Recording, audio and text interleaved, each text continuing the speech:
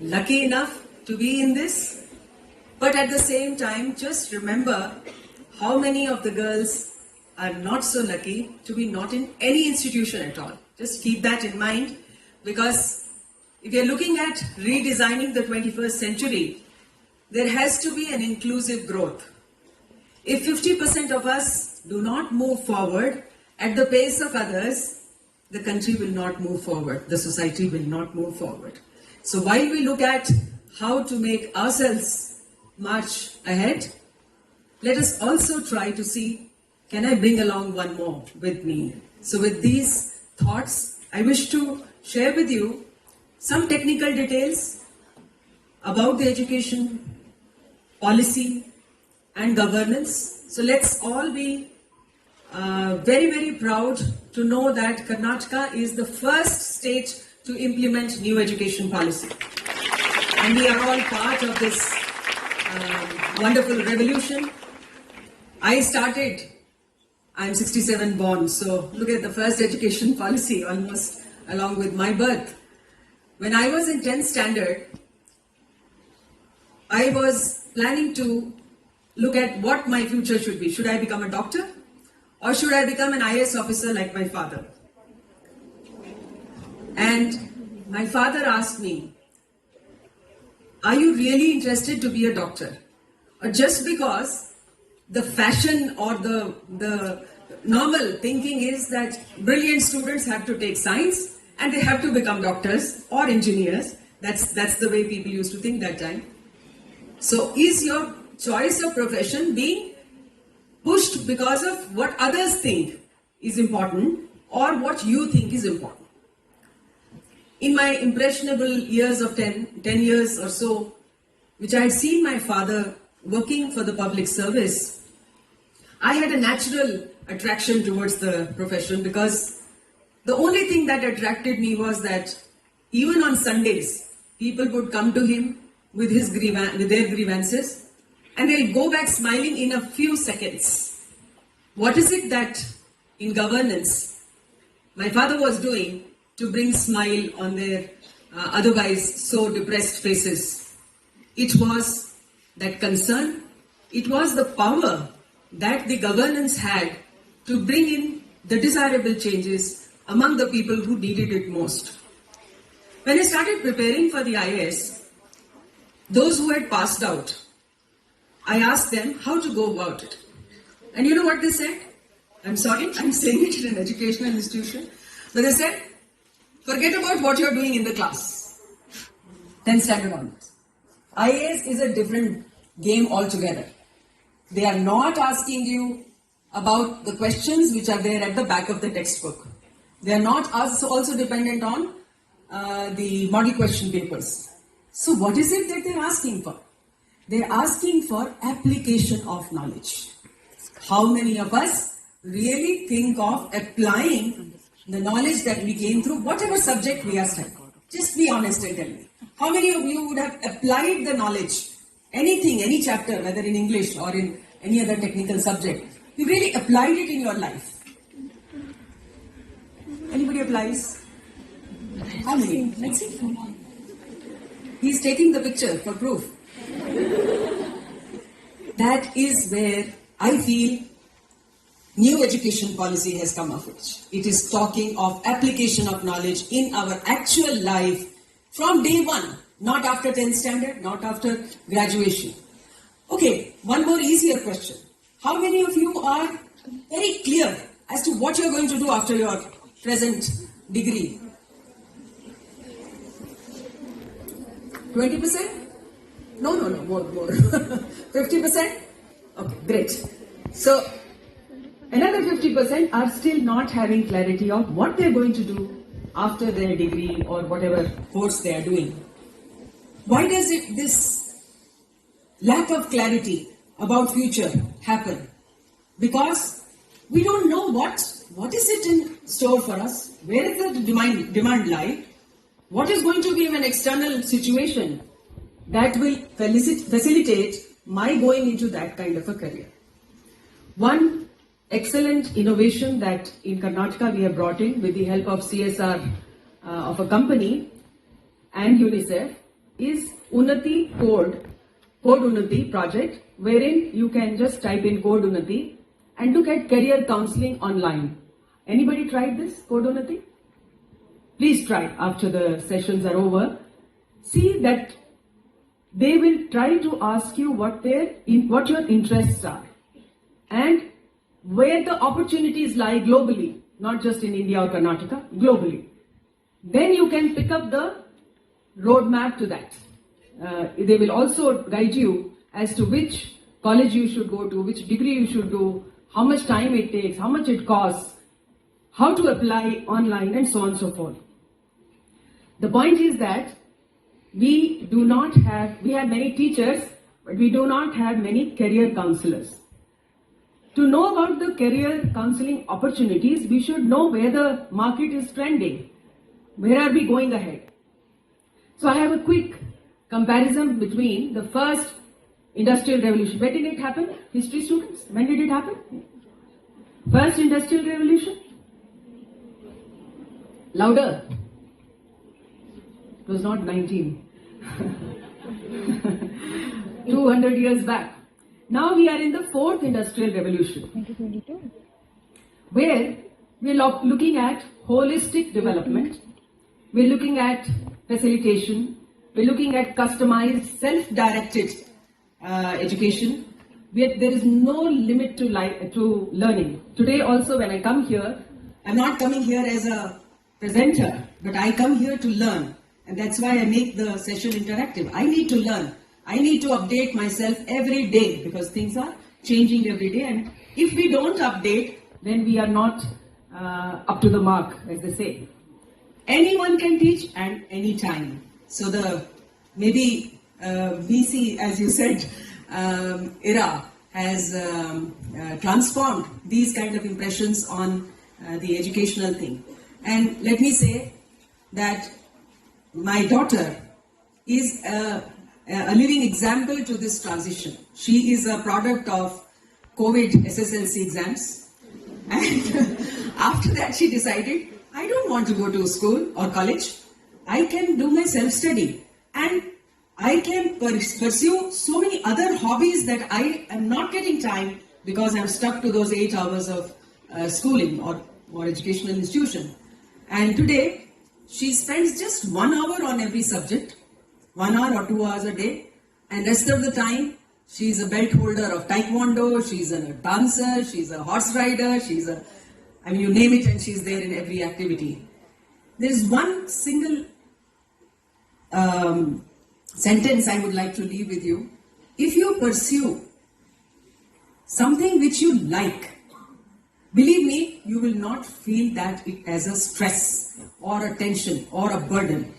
But if you pursue something which others have forced you to, it will be difficult to sustain. And in Kannada, I am fond of using these words.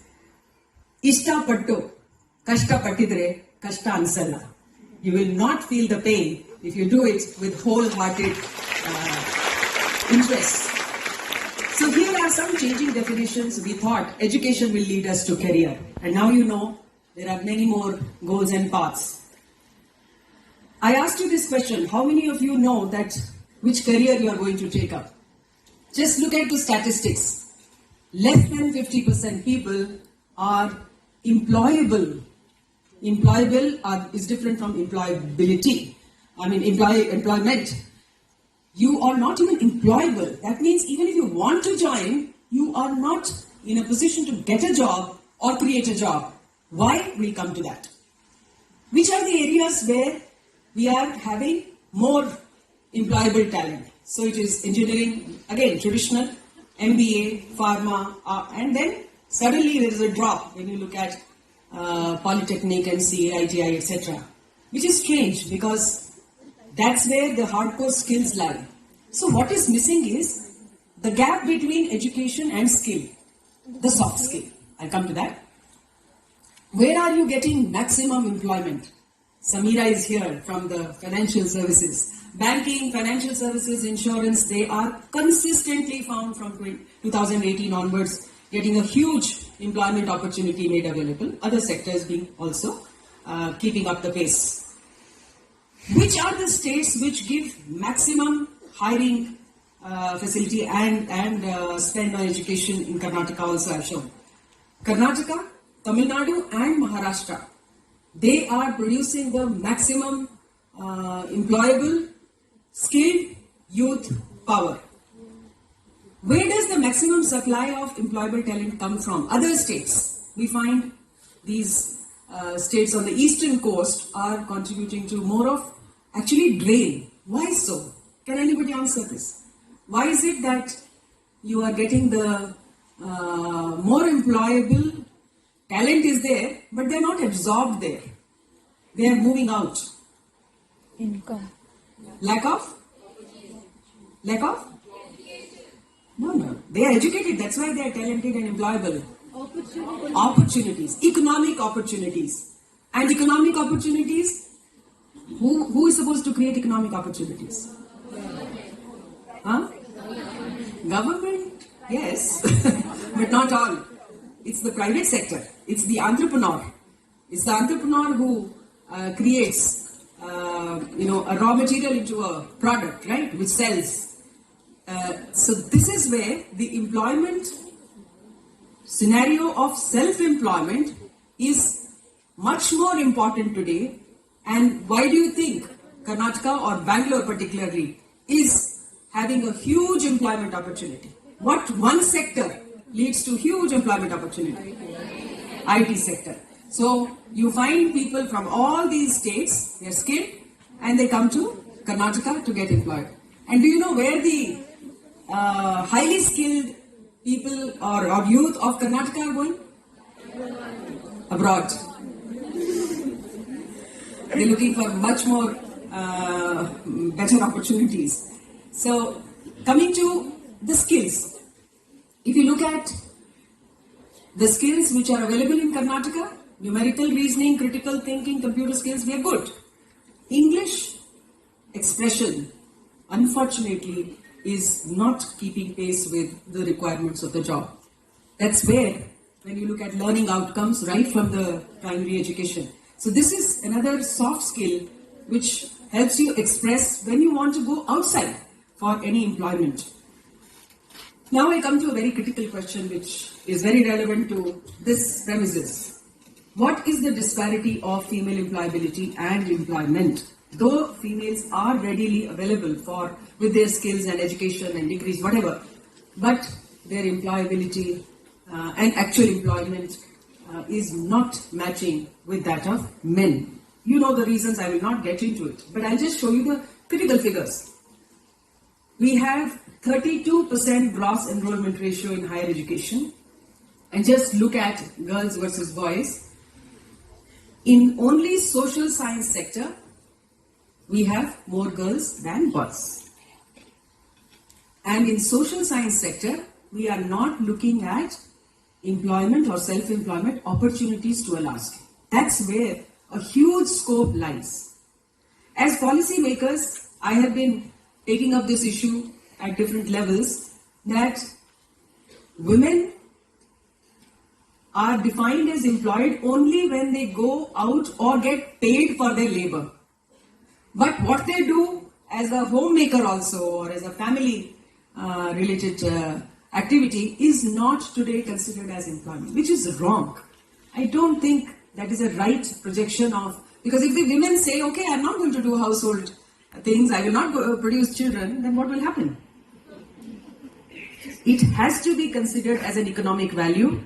And one study happened in US where they said that if homemakers, different aspects of skills and labor involved was quantified in economic terms, her salary would be equivalent to any CEO of a multinational company.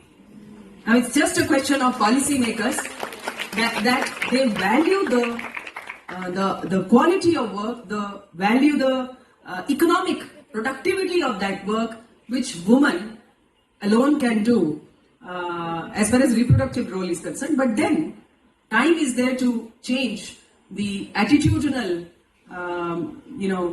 patterns, mindsets that we have, which again our new education policy, looking at both girls and boys' employability, has to bring in as a change factor, because otherwise girls may get education, may get skills, but finally may not end up as employed, quote unquote. If you look at the labor force, that's the reason we show only 30% women in the labor force. We have about 20% self-employed enterprises owned by women, and 70% of the unorganized sector, which is agriculture, has no mention in employment scenarios. So some of the studies, they will inspire you to get into the skills of your choice. The study says that if you raise women's participation in labor force, it can increase India's GDP by 27%, means 1/3 increase. And Honorable Prime Minister has given a call that in the next Amrit Kal, not only Amrit Kal, by 2025 or 2027, we should aim at $5 trillion economy. How will it happen? Only if all the human resources of the country are productively engaged in labor market.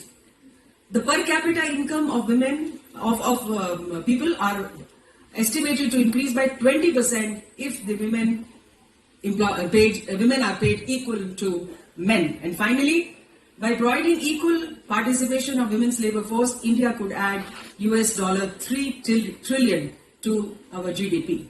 Commerce students will understand that better. This is a state of political thing. Doctors, engineers, yes. Why not politicians?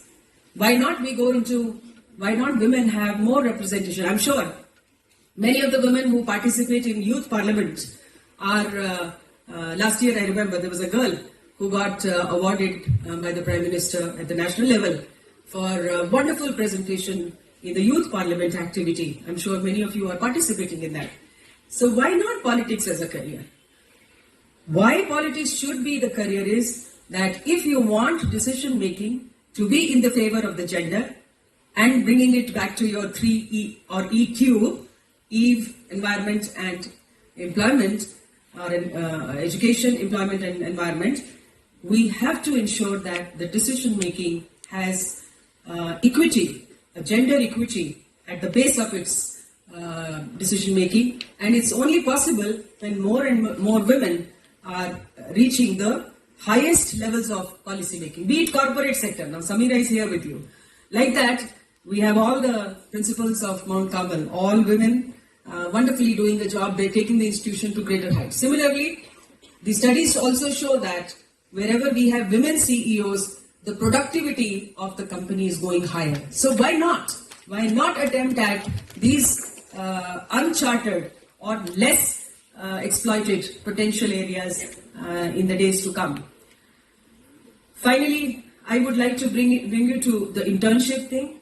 My suggestion would be that all of you must take internship. As at present, 46% prefer to go for internship. But my suggestion to all of you is try the internship of 3 months or so in any area of your choice. And for that, I am offering you internship with the planning department of Karnataka, where I can put you to any department of your choice, any area. You want to go to education, you want to go to aviation, you want to go to industry.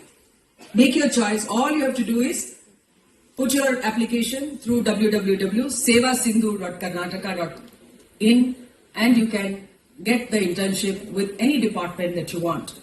In the forthcoming International Day of the Girl Child, we are coming up with a novel movement inspired by the UK diplomat. I don't know how many of you would have read. They have offered one-day diplomat seat to a girl who comes through the competition. So we are offering similar opportunity to girls who are interested in youth empowerment and sports. One day we will connect you with our district youth and sports officer. Be in that office for a day, see what they do, see how you can make changes. And I'm tempted to share one innovative idea given by one girl in similar workshop that we had.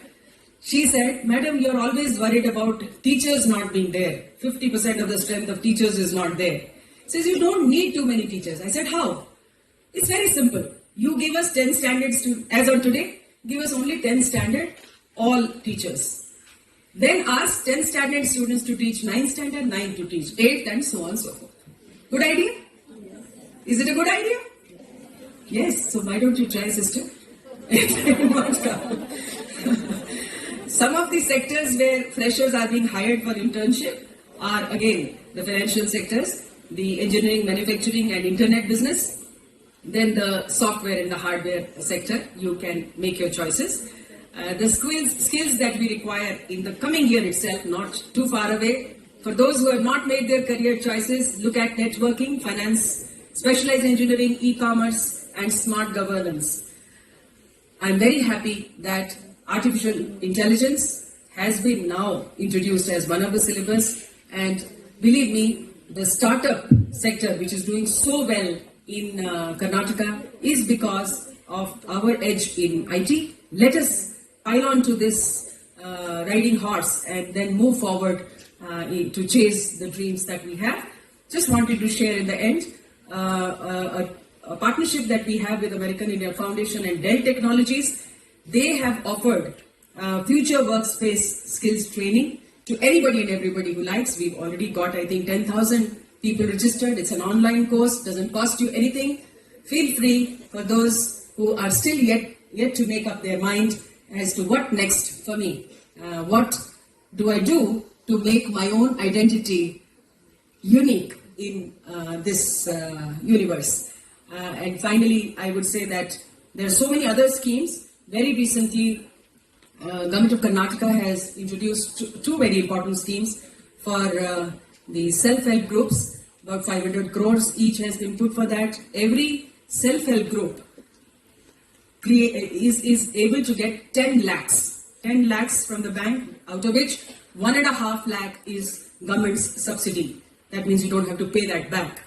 And why I'm suggesting a self-help group concept is, you must be knowing that in Karnataka, Women's Self-Help Group has been a very, very successful model after Bangladesh, as you would have heard of. Similarly, Boys Self-Help Group was never there, so we've now introduced Boys Self-Help Group also. Self-Help Group, all of you know, you are in small friends circle. I'm sure as you're sitting with your friends.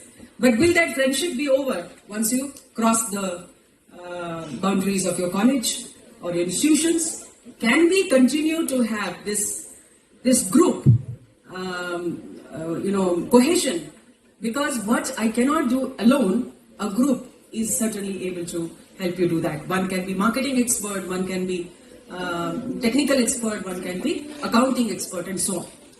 So with these words, I hope that the days to come, we have the United Nations Sustainable Development Goals. In that, women, equality, and environment, and quality education, and employability. These 3 E's are very much part of that.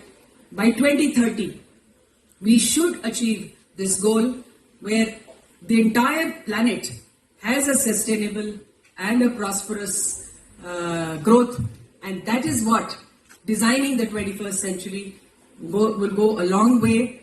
Very soon we are going to complete 100 years of independence. We just completed 75 years of independence. Next 25 years are yours, and let those next 25 years everybody look at India and Mount Carmel. Thank you.